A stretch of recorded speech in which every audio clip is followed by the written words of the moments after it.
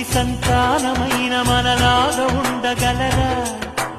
ఒకరు కాదు మనమిద్దరంటే ఎవరైనా నమ్మగలరా? నువ్వు పెంచిన పిల్ల పాపలకు కన్న తండ్రినైనా ప్రేమ పంచిన తీరులోననే నిన్ను మించగలనా? ఏ పుణ్యం చేశాను నేను ఈ స్నేహం పొందాను, నా ప్రాణం నీదైనా నీ చెలిమి రుణం తీరేనా?